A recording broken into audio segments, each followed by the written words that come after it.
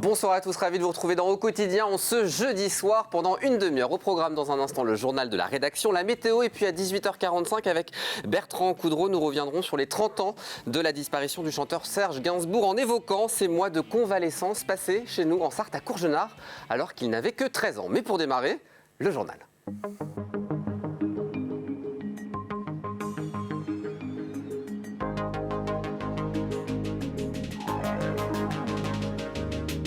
Avec un nouveau visage à la présentation. Bonsoir Margot Bianco. Bonsoir Aurélien, bonsoir à tous. Au sommaire de cette édition, des élections en entreprise.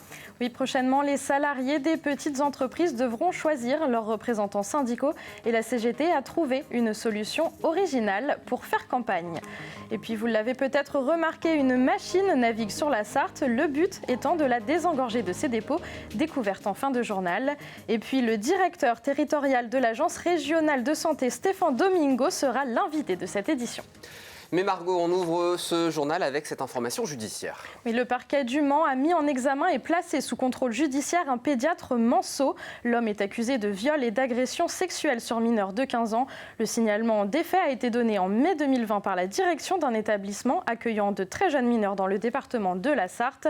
L'enquête se poursuit en attendant. Le médecin a l'interdiction formelle d'exercer sa profession, que ce soit dans son cabinet ou au sein d'autres structures. Allez, faisons un point à présent sur les derniers chiffres de l'épidémie dans notre département avec l'invité de ce journal, Stéphane Domingo, le directeur territorial de l'Agence régionale de santé pour la Sarthe. Bonsoir Stéphane Domingo, bonsoir. Merci d'être avec nous. Alors, les derniers chiffres viennent de tomber pour la Sarthe et ils ne sont pas bons. Le taux d'incidence a bondi de 21% sur les 7 derniers jours. La Sarthe est toujours le département le plus impacté de la région des Pays de la Loire avec un taux d'incidence qui s'élève à 254 pour 100 000 habitants. Il en va de même pour le taux de positivité des tests qui affiche 7,6. Stéphane Domingo, concrètement, êtes-vous inquiet ? Alors effectivement, la situation actuelle est plutôt inquiétante. Tous les indicateurs sont orientés à la hausse et ils augmentent très régulièrement, poussés à la fois par la part des variants dans les nouveaux cas de contamination, notamment le variant anglais qui est prédominant dans plus de 2/3 des cas. Et nous avons aussi un phénomène de relâchement général sur le respect des gestes barrières, avec une classe d'âge particulièrement touchée par des taux d'incidence importants, ce sont les 15-35 ans, comme on avait eu à l'été dernier, et qui contribuent, parce que moins vigilants, se sentant en meilleure santé, sont moins vigilants sur les gestes barrières et contribuent à la circulation du virus. Alors c'est peut-être un ras-le-bol de la population, ça c'est pas propre à la Sarthe. Est-ce que vous pouvez appeler peut-être les Sartois à faire attention, peut-être à cause de la capacité d'accueil en réanimation en Sarthe, on en est où ? Alors on est toujours sur 23 lits ouverts au centre hospitalier du Mans.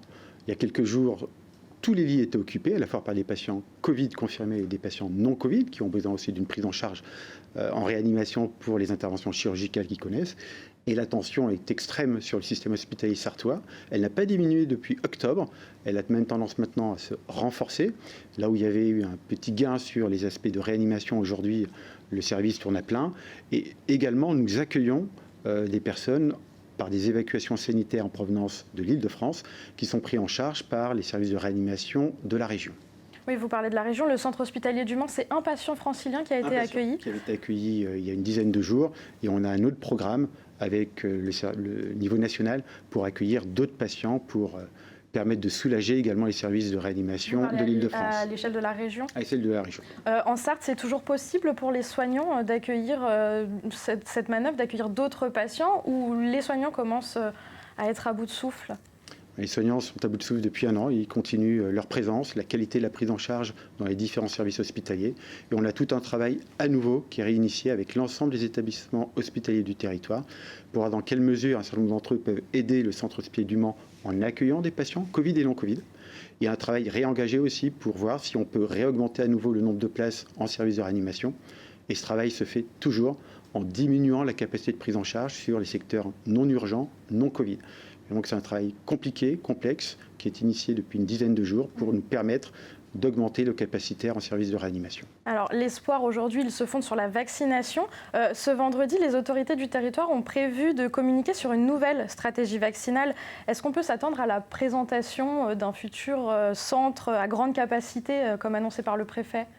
En tout cas, ce sont des demandes qu'on a eues et des commandes du niveau national, de pouvoir mettre en place dans chaque département un centre de vaccination à grande capacité. On y travaille depuis une dizaine de jours. On travaille en termes de stratégie également à pouvoir élargir le nombre de centres de vaccination dans le territoire. Aujourd'hui, il y en a 12. La semaine dernière, ils ont réalisé plus de 7200 vaccinations. On cherche à étendre ce périmètre-là, à avoir une meilleure couverture territoriale et un centre à grande capacité vaccinale. Ça signifie que la Sarthe est en capacité prochainement d'accélérer la vaccination, c'est-à-dire qu'il y a les doses et le personnel pour le faire ? Oui, en effet. On n'aura pas le choix de toute façon, sur les objectifs nationaux, 10, 20, 30 millions de personnes vaccinées, 10 millions à mi-avril. On sera au rendez-vous, en tout cas en Pays de la Loire, puisque ça représente à peu près 500 000 personnes ligériennes devant être vaccinées à cette échelle-là.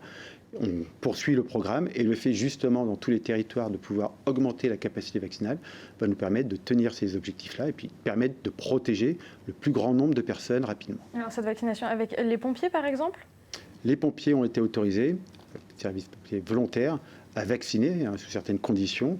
Le SDIS du territoire y travaille à former ces pompiers au geste vaccinal et les annonces seront faites demain avec le pôle métropolitain justement sur cette stratégie. Alors, si vous aviez un dernier message pour les Sarthois qui nous regardent, Stéphane Domingo, ce serait c'est dur, mais il faut maintenir toutes les précautions pour lutter contre ce virus. En effet, 2 messages. Respecter les gestes barrières, le port du masque, la distanciation sociale, la réduction de la bulle sociale, se laver les mains, éviter les embrassades.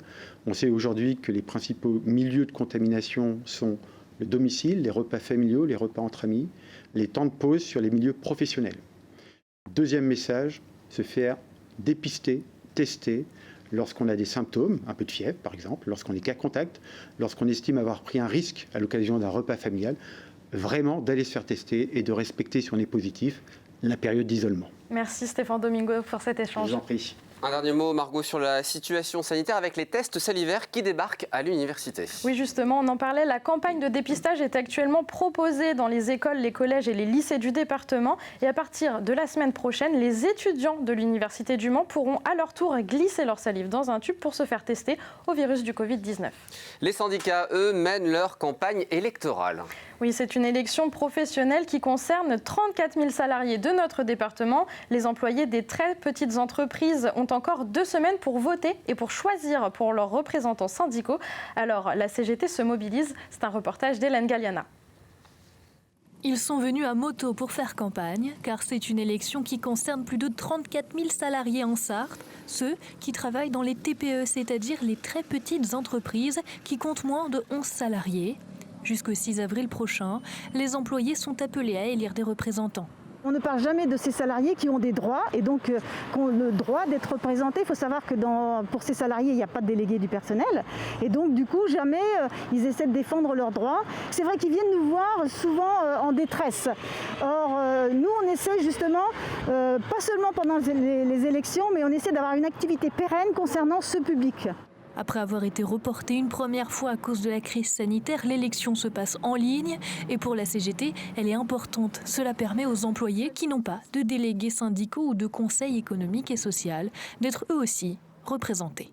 C'est des personnes qui participent beaucoup à la vitalité des territoires, au maillage des territoires.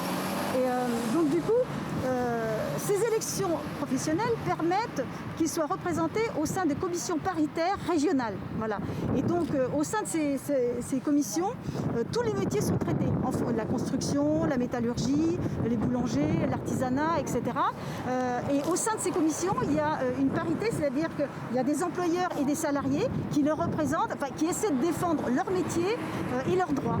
Il reste encore un petit peu moins de 2 semaines aux salariés pour voter. Allez, on ouvre une page politique, Margot, à présent. Maxime Meunier, actuel président de la Fédération Les Républicains en Sarthe, est candidat à sa succession. Les élections internes au parti doivent avoir lieu le 12 avril prochain et le 14 avril en cas de second tour. En face de lui, Frédéric Beauchef, vice-président du conseil départemental et maire de Mamers, a lui aussi déposé sa candidature. Il nous a dit réserver sa parole publique aux 600 adhérents du parti de droite en Sarthe.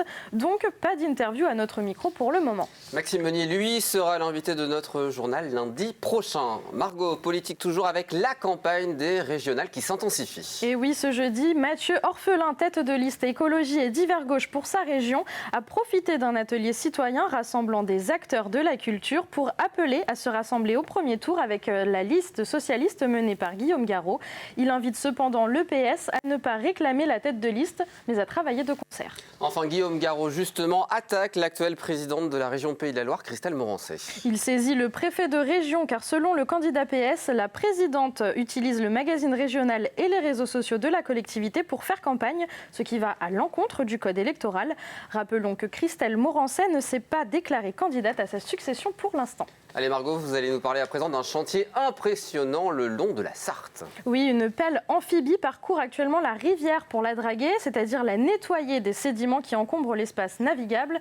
L'intervention va se poursuivre pendant un mois. L'engin était du côté d'Allonne ce jeudi pour curer le canal de Chaoué et Anthony Piton y était. C'est une première pour les canaux le long de la Sarthe. Une pelle flottante de plus de 25 tonnes sillonne la rivière pour nettoyer les fonds. L'entreprise intervient avec sa pelle amphibie pour draguer la Sarthe à une profondeur de 1,10 m. Elle charge les sédiments qu'on lui a repérés dans un bac qui sera transporté, quand il sera plein, sera transporté en aval de l'écluse et qui sera déchargé par un autre atelier de déchargement. Cette opération participe ainsi au transit des sédiments qui sont piégés à certains endroits de la rivière, notamment au niveau des écluses et des canaux. Mais elle correspond avant tout à une obligation du département qui gère l'espace fluvial. Sécuriser la navigation. Après les crues, les agents du département font des relevés bathymétriques pour estimer la profondeur des canaux permettant une navigation en sécurité.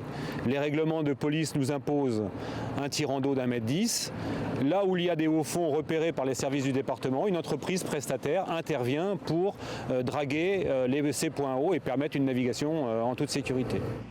Coût de la réalisation du chantier, 100 000 €. Au total, ce sont 5 000 m3 de sédiments qui vont être déplacés, dont 290 ici, dans le canal de Chaoué. Ces matériaux sont constitués principalement de déchets organiques, mais surtout de matériaux terreux, qui sont des sédiments qui sont valorisés, qui pourraient être valorisés par de l'épandage sur des terres agricoles, tellement ils sont riches et engraissés par la valeur organique. L'intervention de la pelle amphibie va se poursuivre pendant un mois le long de la Sarthe.